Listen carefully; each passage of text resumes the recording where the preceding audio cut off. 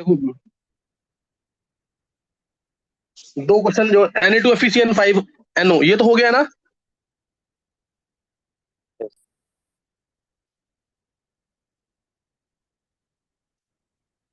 इसमें तो क्या आ रहा है, स्ट्रॉन्ग फील्डिंग एंड, ये एक ब्रैकेट एक मिनट रह गया।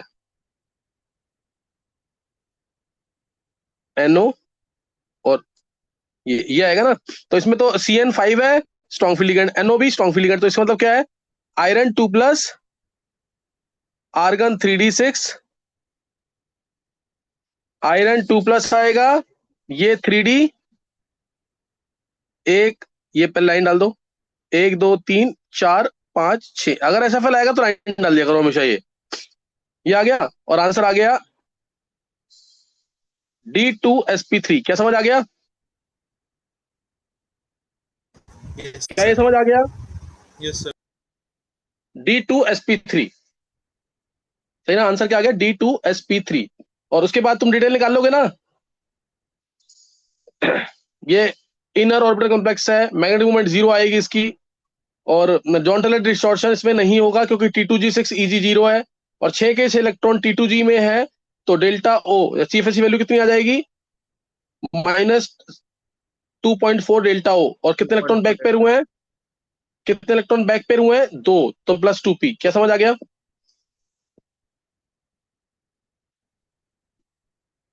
क्या ये समझ आ गया? हाँ जी सर। ये कर लोगे, मैंने हिंट दे दिया पूरा इसका। दूसरा क्वेश्चन जो था, ब्राउन रिंग, FeH2O5 NO और बाहर SO4। तुम्हें इसमें दिख रहा है कि 5 वीक फील्ड लिगेंड है और एक स्ट्रॉन्ग फील्ड है, तो WFL ग्रेटर देन SFL है, तो इंप्लाइज WFL, यानी बैक पेयरिंग नहीं होगी। WFL ग्रेटर देन SFL है, बैक पेयरिंग नहीं होगी। SFL बड़ा होता तो बैक पेयरिंग होती। और अगर इक्वल टू होते हैं, अगर equal to SFL equals to WFL, तो उस केस में भी क्या होगा, SFL कंसिडर करना। बस एक छोड़ करके case, COH2O whole thrice F3, इसमें कोबाल्ट 3+ है, कोबाल्ट 3+ के साथ वाटर स्ट्रांग होता है। इस केस में वाटर स्ट्रांग है, SFL इक्वल टू WFL है, इसमें वीक मानना है,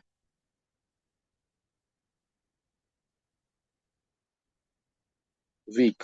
अदरवाइज WFL लेते हैं। क्या समझ आ गया है? हाँ जी सर। तो अब ऊपर वाले केस में WFL है, WFL है, तो बैक पेयरिंग तो नहीं होगी। और आयरन पे चार्ज तुम्हें पता है इसके अंदर +1 आता है, आयरन पे हाँ चार्ज जी। याद है ना इसका, हाँ जी सर, +1। +1, तो ये आर्गन 4s1, 4s1 3d6 है। 4s का इलेक्ट्रॉन हमेशा 3D में जाता है, तो 4s के इलेक्ट्रॉन को 3D में भेज देना, बैक पेयरिंग मत करना। 4s का इलेक्ट्रॉन हमेशा 3D में जाएगा।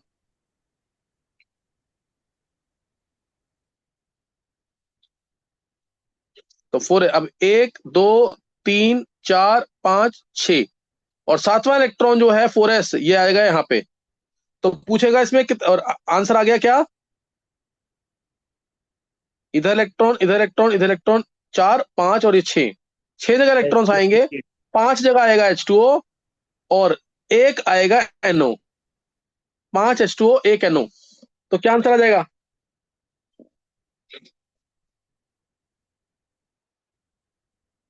5 H2O 1 NO। तो आंसर क्या आ गया, sp3d2। और मैग्नेटिक मूवमेंट ध्यान रखना, ये IIT ने पूछा हुआ है कि ब्राउन रिंग में कितने अनपेड इलेक्ट्रॉन्स है, तो 3 अनपेड आते हैं, ये 3 अनपेड है। रूट में कितना आएगा, 15 BM, रूट 15 BM। क्या क्लियर हो गया है? Yes sir. तो ये हाँ ध्यान रखना, इंपॉर्टेंट केस है ये, हाँ ये बहुत इंपॉर्टेंट केस है, इसको ध्यान रखना है। ब्राउन रिंग सही ना। तो मैंने यहाँ पे ना लगभग जो ऑक्टेट कॉम्प्लेक्सेस के केस थे ले लिए हैं सारे ये। अब एक बार ना मैं इसको इसको थोड़ा सा रिवाइंड कर रहा हूँ, उससे तुम्हें और बेटर फील आएगा कि हाँ मेरे को ये आ गया। पहले हमेशा कोऑर्डिनेशन नंबर चेक करना है, फिर स्टेट निकालनी है, सही ना। सर ये इनर पहले ऑर्बिटल कोऑर्डिनेशन नंबर कॉम्प्लेक्स निकाल है ली। या आउटर ऑर्बिटल है? ऑर्बिटल्स है इसके अंदर, 4D वाले इलेक्ट्रॉन है कि नहीं देविका? Yes sir. तो आउटर ऑर्बिटल कॉम्प्लेक्स 4d के इलेक्ट्रॉन्स इन्वॉल्व हैं, तो outer orbital complex hypoligated complex, सही है। क्लियर हो गया कि नहीं? Yes, sir. अब अब सारे केस एक साथ देखो। D1 है, D2 है, D3, D4, D5, D6, D7, D8, D9, D10। यही तो केस बनने हैं, इसके अलावा तो कोई केस बनना नहीं है। अगर WFL आएगा तो क्या होगा, SFL आएगा तो क्या होगा? क्या क्लियर हो गया है? ये सारे केस निकाल लो एक बार। WFL आएगा तो क्या होगा, और SFL आएगा तो क्या होगा?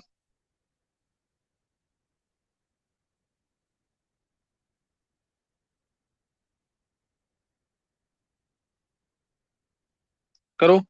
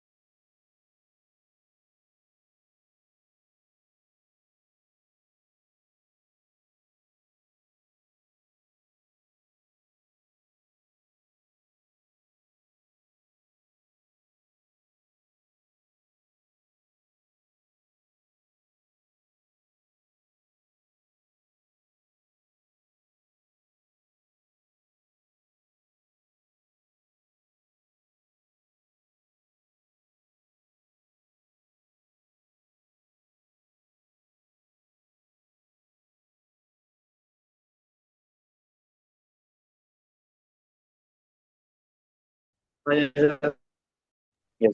तो चाहे एसएफएल हो चाहे डब्ल्यूएफएल हो, आंसर क्या आएगा हमेशा? D2sp3। नहीं समझ आया? यही तो आएगा हमेशा।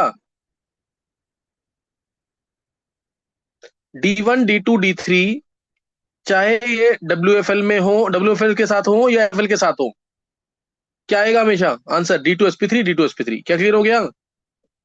क्योंकि हमेशा T2G में ही रहेंगे इलेक्ट्रॉन, बैक पेयरिंग का चांस ही नहीं, कोई इलेक्ट्रॉन ही तीन है सिर्फ।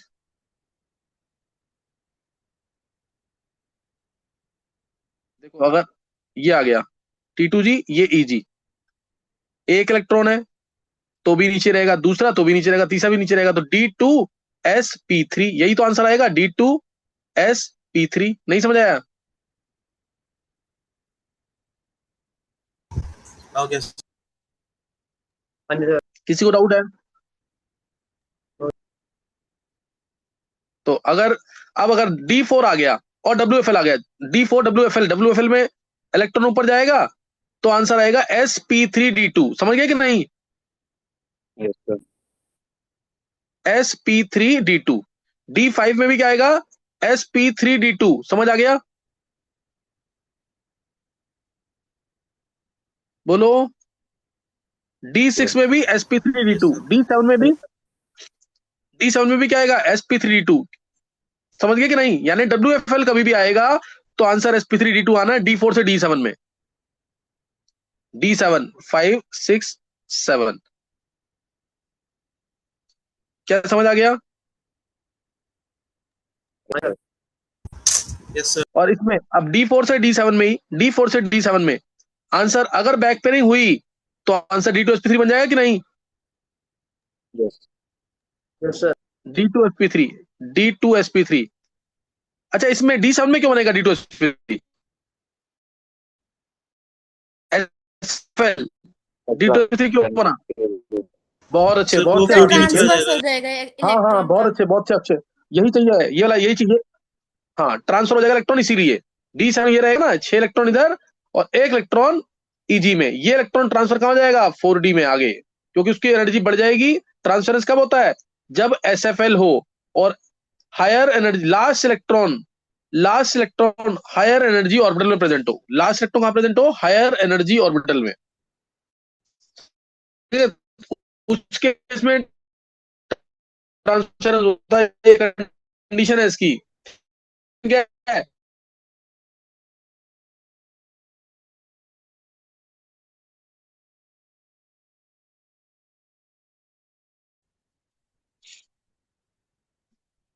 और लास्ट इलेक्ट्रॉन कहाँ प्रेजेंट हो? हायर एनर्जी ऑर्बिटल के अंदर। किसी को डाउट तो पूछ सकते हो।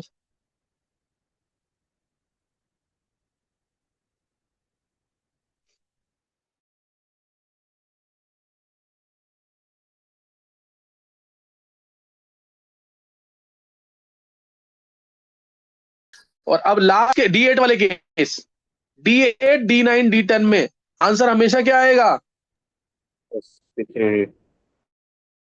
sp3d2। ये सारे केसेस हो गए कि नहीं? ये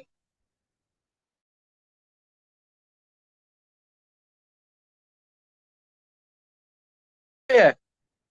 देखो D1 D2 D3 में हमेशा D2sp3, D8 D9 D10 में हमेशा sp3d2। तो सोचना कहाँ पे है?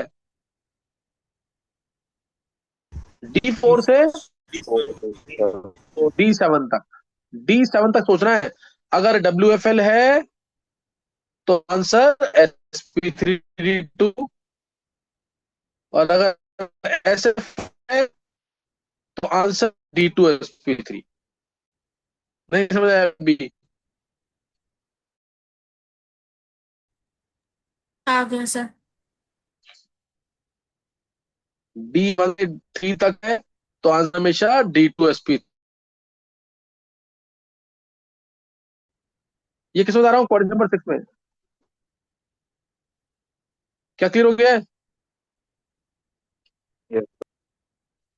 बस सिर्फ D4 से D7 में सोचना है तुम्हें। D4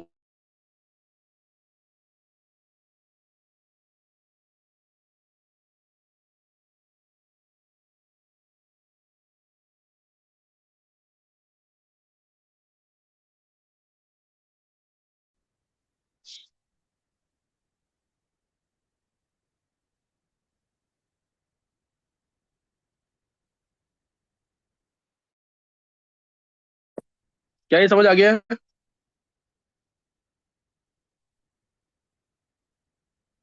हाँ जी। चलो ये तुम्हें क्लियर हो गया। नेक्स्ट जो है अब इन्हीं में ना, चलो एक चीज और निकाल लो इनमें।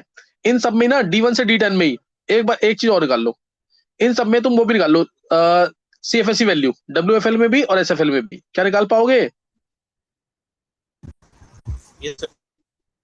निकालो जल्दी से।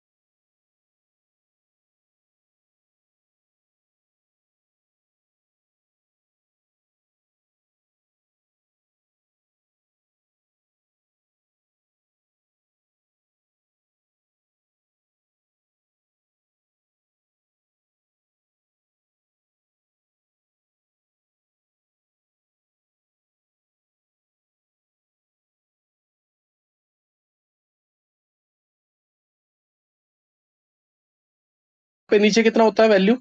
नीचे वाली वैल्यू चेक करेंगे पहले कितनी होती है। नीचे वाली वैल्यू होती है -0.4 डेल्टा ओ। ऊपर वाली वैल्यू +0.6 डेल्टा ओ। अच्छा, इसको एक चीज और ध्यान रखना, इसको 6 DQ भी लिखते हैं, 6 DQ डेका क्वांटम, 6 DQ। और इसको भी -4 DQ। डी क्यू क्या है? डेका क्वांटम। क्या समझ आ गया ये? यस। अब देखो, अब इसमें एक इलेक्ट्रॉन अगर है, एक इलेक्ट्रॉन, दो इलेक्ट्रॉन, तीन इलेक्ट्रॉन, इन तीनों के लिए आंसर सेम रहेगा, अलग रहेगा? एक सेम आया आएगा सर। -0.4, दो के लिए -0.8, तीन के लिए -1.2।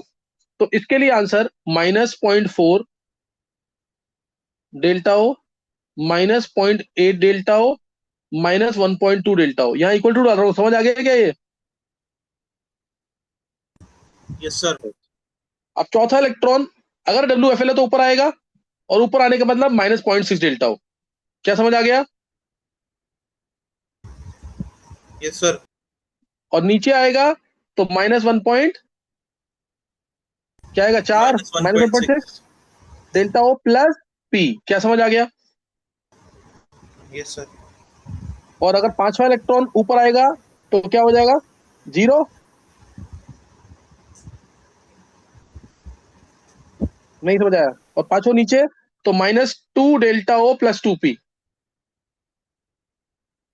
समझ आ गया? यस। यस। अब 6 है तो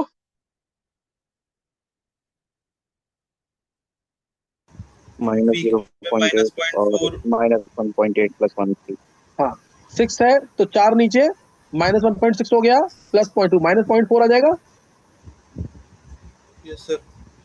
-0.4 डेल्टा ओ। और अगर 6 के 6 नीचे तो -2.4 two delta point O four plus, minus 2.4 delta plus 2 P. हाँ, +2 पी। और D7 में, वीक फील्ड में 0.8 डेल्टा। हाँ, 5 नीचे 2 ऊपर, यही किया ना? Yes sir. -0.8 delta O. और स्ट्रॉन्ग में, -0.18 डेल्टा और पी। माइनस वन स्ट्रॉन्ग में पॉइंट क्या एट करेंगे? डेल्टा ऊपर ही। हाँ, कैसे निकाला -0.8 delta O Hardik? Sir -1.8 delta +1 3। -1.8, तो 6 इलेक्ट्रॉन -1.8, T2G में जाएंगे तो हाँ, -1.8 तो आता आएगा। और एक हाँ। इलेक्ट्रॉन पेयर कराया है इसलिए +1 3। नहीं, 6 इलेक्ट्रॉन तो कह रहा है ना T2G में रहेंगे, तो 6 के लिए तो -2.4 है ना? 6 नहीं सर, सॉरी वो गलती से बोल रहा।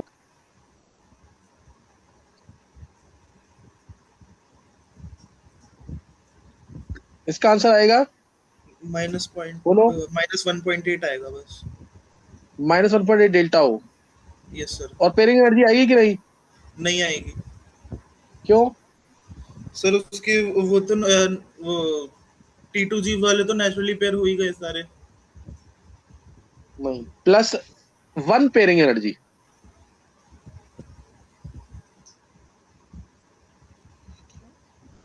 देखो,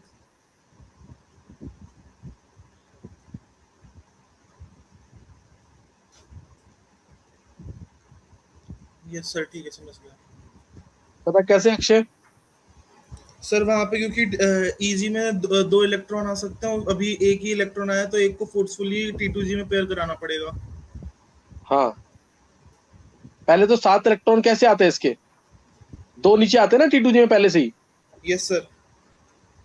तो इसीलिए एक को जबरदस्ती पेयर अप कराया, सही ना? Okay sir. और बाकी सब में तो आंसर ये -1.2 आएगा डेल्टा ओ, -0.6 डेल्टा ओ, एक बार चेक कर लेना जरूर। और फिर 0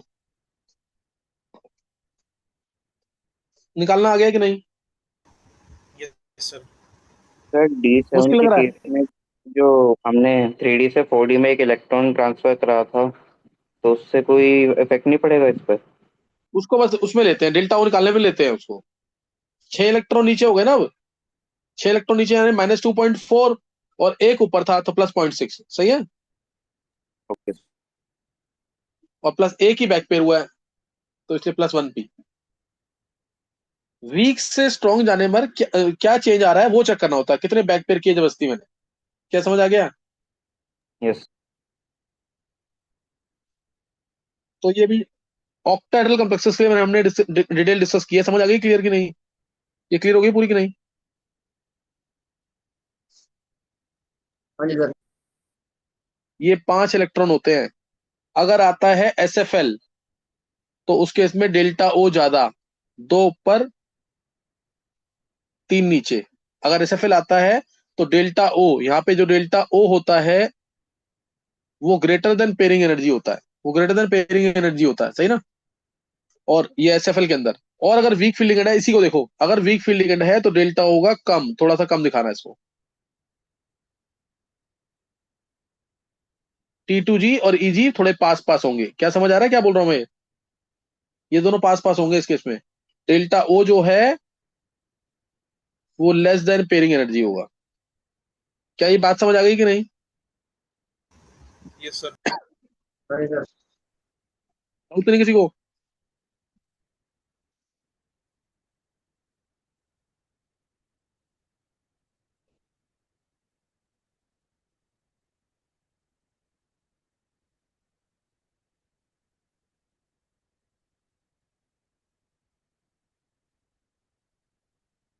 क्या ये समझ आ गया? हाँ जी। जैसे अगर मैं हाँ जी क्वेश्चन देता हूँ एक, तो ना क्वेश्चन था ना, which will show maximum structural distortion. Question देखो, which will show maximum structural distortion, सही ना। तो ऑप्शन दे दिए मान लो इसके, Cu H2O6 SO4,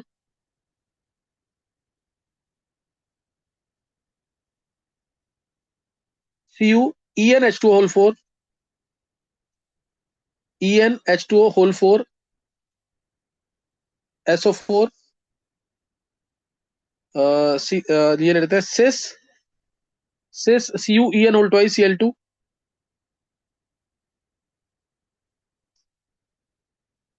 लास्ट ले लेते हैं ट्रांस। बताना किसके अंदर मैक्सिमम स्ट्रक्चरल डिस्टॉर्शन होगा। सबका कोऑर्डिनेशन में कितना है, निकाल के देखो।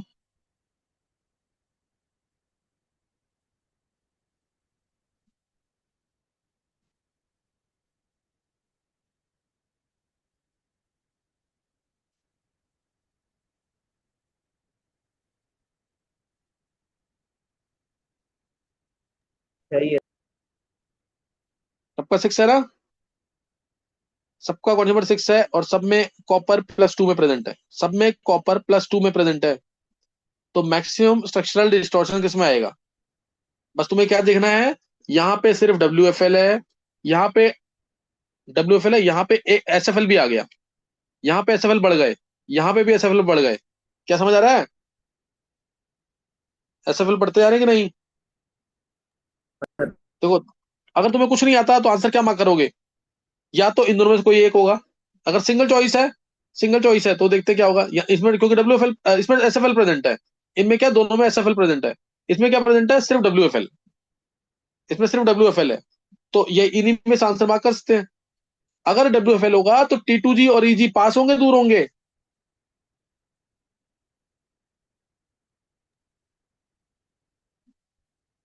पूरा। अगर WFL है तो T2G और EG पास होंगे ना, अभी बताया मैंने। ये दोनों Yes. पास पास पास है ना, होंगे। देखो ये दूर दूर किए हुए हैं, ये पास पास है। तो इनमें इलेक्ट्रॉन के इंटरेक्शन के चांसेस ज्यादा,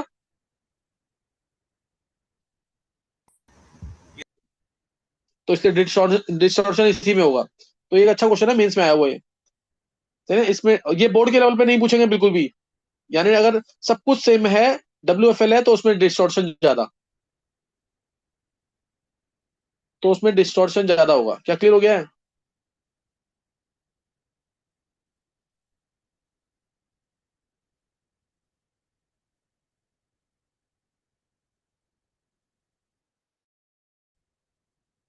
समझ आ गया कि नहीं?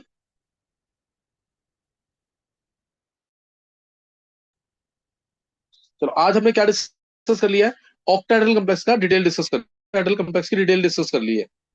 अब करेंगे कल टेट्राहेड्रल और स्क्वायर प्लेन वगैरह, जिसमें 4 क्वाड्रेटिक नंबर आएगा। अभी तक 6 वाला किया हमने डिस्कस। प्रैक्टिस करें ना क्वेश्चंस की बहुत ढंग से।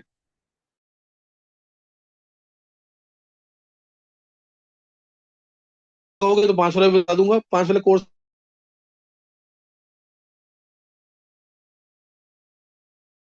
का कोई फायदा नहीं होगा बिल्कुल भी।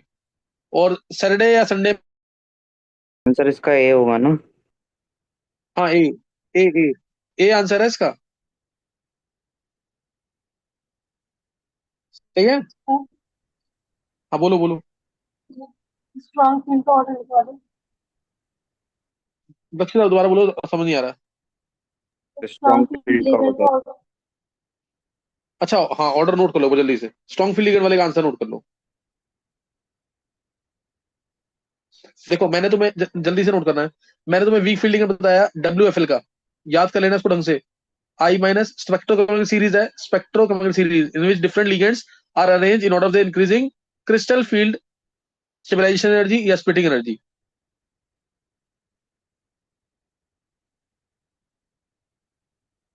एक मिनट, उल्टा लिख दिया मैंने ये।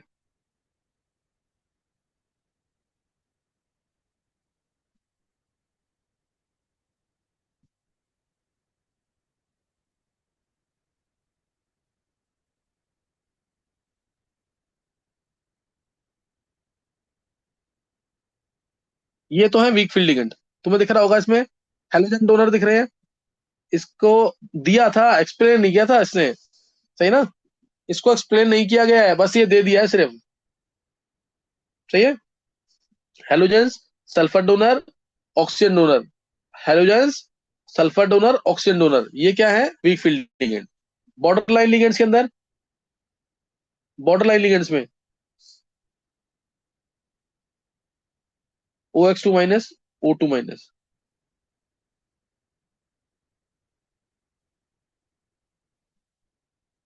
EDTA4।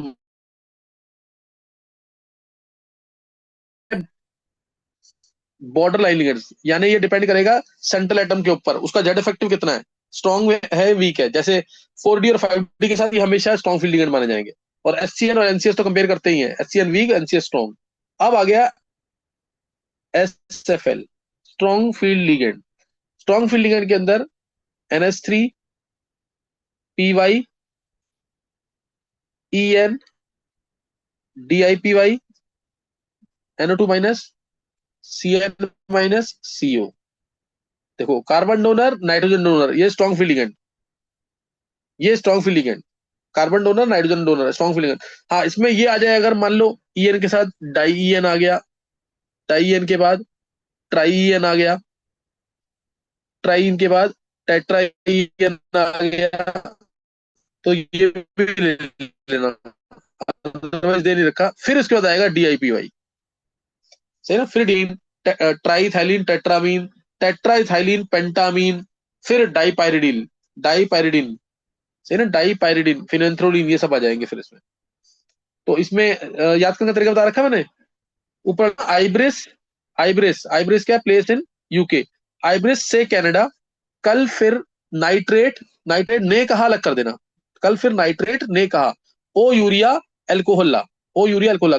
आइब्रिस से कनाडा, कल फिर नाइट्रेट ने कहा, ओ यूरिया एल्कोहला। दूसरा सुन, अलग से याद कर लो, सुन।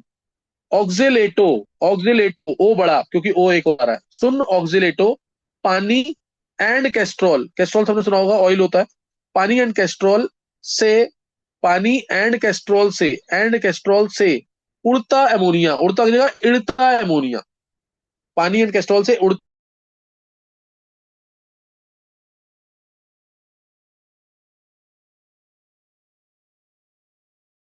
जब NH3 PY इन, जैसे नाइट्रो के DP में क्या है, NH3 और PY। तो नाइट्रो सुने क्यों, वो खुद ही स्ट्रॉन्ग था और दो स्ट्रॉन्ग और आ गए इसके पास। जब NH3 PY इन DP, नाइट्रो सुने।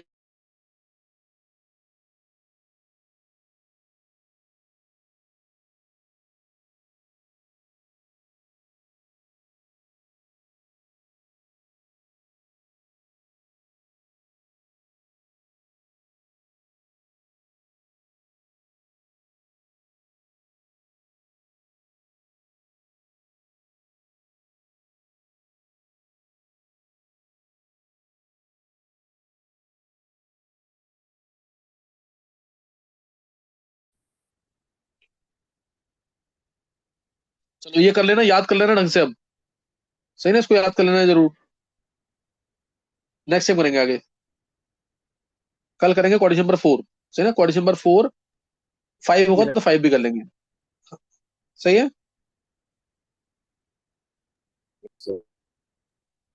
ठीक है।